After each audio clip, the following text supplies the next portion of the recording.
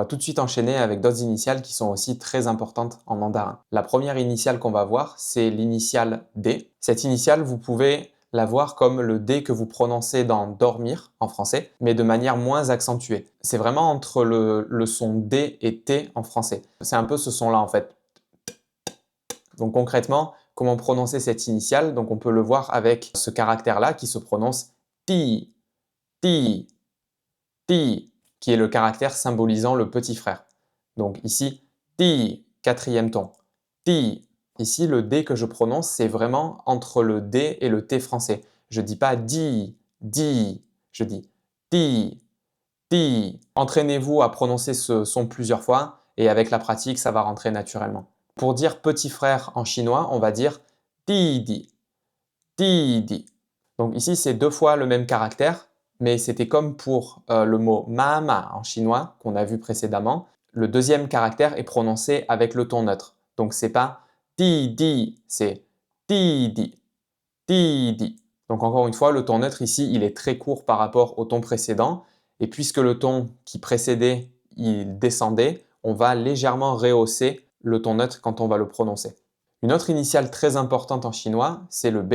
Cette initiale, elle est similaire au son que vous prononcez quand vous dites baignoire en français. Mais encore une fois, c'est comme pour l'initiale D, le B ici est moins accentué. Donc en fait, vous pouvez le voir comme quelque chose entre le B et le P en français, entre le son b, b, b et le son p, p, p, p, p en français. On peut voir un exemple concret avec le caractère pa, pa, donc quatrième ton, pa, pa. Donc vous voyez ici, je ne dis pas ba, c'est pa, pa. C'est un son entre le B et le P en français, donc plus pa, pa, pa. On peut prononcer le mot baba, qui veut dire papa en chinois, baba, baba. Et enfin, on va terminer cette vidéo sur l'initiale G. Ce son, c'est comme le son G dans le mot baguette en français. C'est exactement le même son.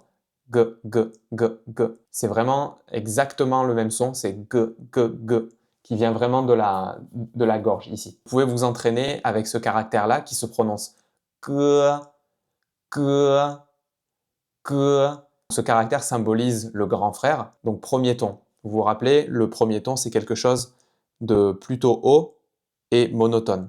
Donc là, vous devez vraiment bien sentir en fait que c'est au niveau de votre gorge en fait que tout le travail se fait. Et ça vous donne aussi une bonne occasion de pratiquer la finale E qu'on a vu dans la formation précédemment. On va terminer avec le mot ge qui veut dire grand frère. Ge, ge, ge.